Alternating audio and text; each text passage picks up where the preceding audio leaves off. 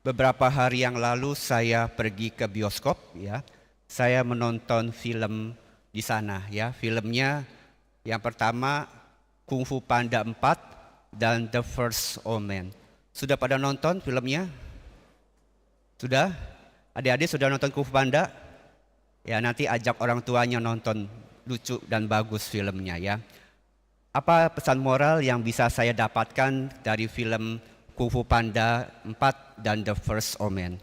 Bagi saya kedua film ini memiliki pesan moral yang hampir mirip.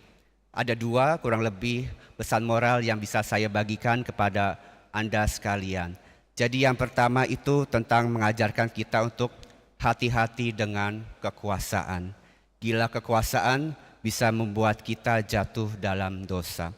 The First Omen adalah sebuah film yang mengisahkan tentang sekte antikristus.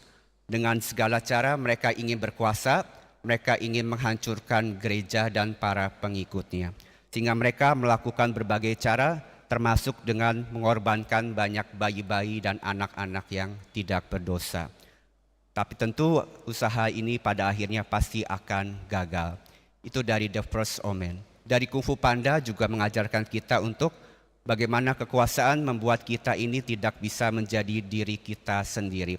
Di dalam Kung Fu Panda, kalau nanti Anda nonton atau sudah nonton, itu ada monster yang jahat, yaitu monster bunglon. Ia ini ingin berkuasa, bahkan karena ingin berkuasa, ia berusaha untuk menjadi orang lain. Tapi pada akhirnya keinginan ini malah menghancurkan dirinya karena ia tidak dapat menjadi dirinya sendiri. Itu pesan yang pertama tentang bagaimana kita harus hati-hati, jangan sampai kita ini menjadi gila dengan kekuasaan. Dan pesan yang kedua adalah tentang kasih orang tua. Ya, di dalam Kung Fu Panda, ketika si panda ini mengalami kesulitan dalam bahaya, orang tuanya atau ayahnya ini, sekalipun ini Dragon Warrior, seorang kesatria, tapi di mata ayahnya, Kung Fu Panda ini tetap anaknya.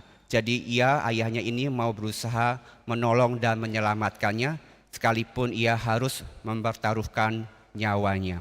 Itu kasih ayah atau kasih orang tua yang begitu besar.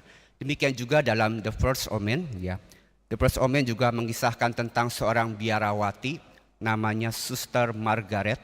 Ia seorang yang suci tadinya, tapi karena ia diperdaya oleh roh jahat, oleh setan, akhirnya ia jatuh dan mengandung anak dari setan. Sekalipun ia ingin bertobat, tapi sudah terlanjur, ia sudah terlanjur mengandung, dan ketika anak lahir, apabila laki-laki, maka anaknya itu akan menjadi pemimpin antikristus yang sangat berbahaya. Dan ketika ia melahirkan dan tahu anaknya laki-laki, ia pun bimbang. Apakah ia ingin membunuh anak itu atau tidak?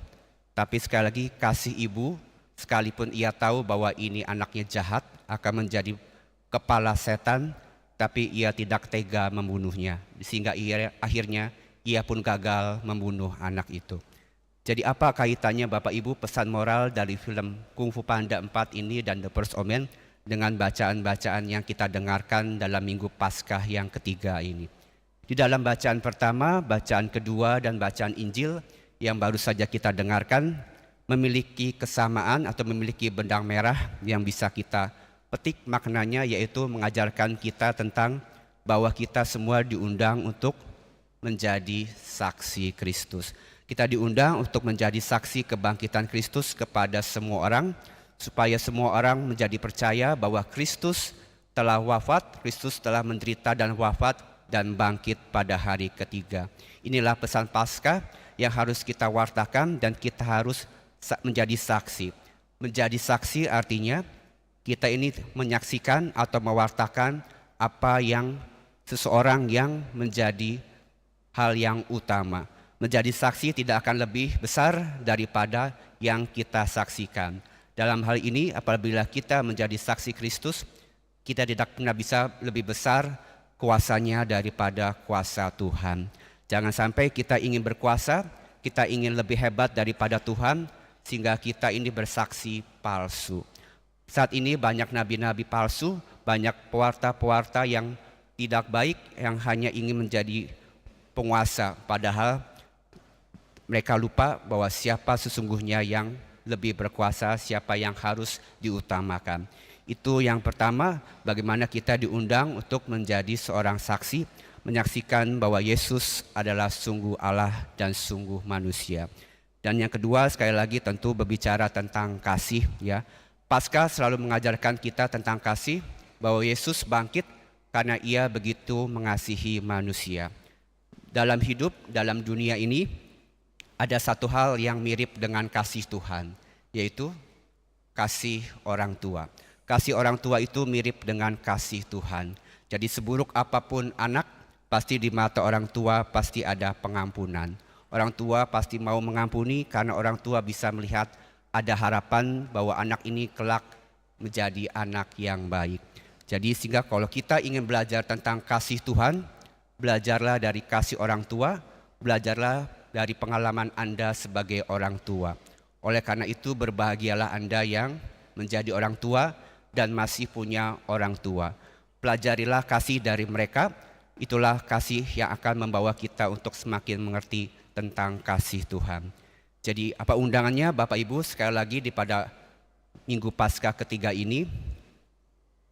Undangannya adalah supaya kita nonton Kung Fu Panda dan The First Omen, ya. Ya, bercanda. Undangannya adalah mari kita menjadi saksi Kristus. Dan kedua, seperti dalam ajakan dalam bacaan pertama dan bacaan kedua, kita diajak untuk bertobat. Dosa membuat kita, atau dosa dapat membuat kita ini tidak bisa menjadi saksi yang baik. Untuk menjadi saksi yang baik, kita harus bertobat. Kita harus hidup dalam kebenaran, harus menjauhi dosa.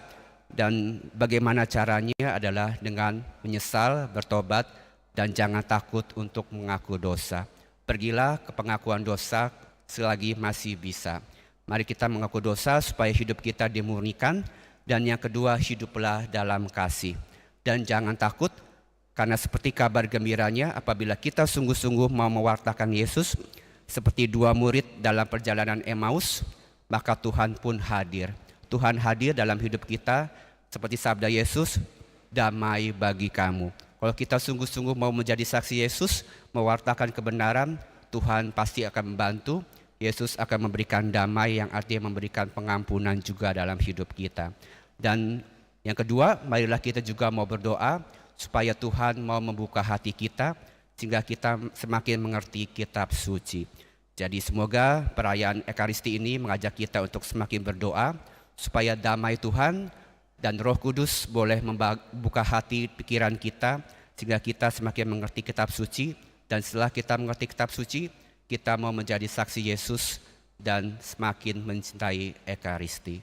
Semoga demikian, Tuhan memberkati.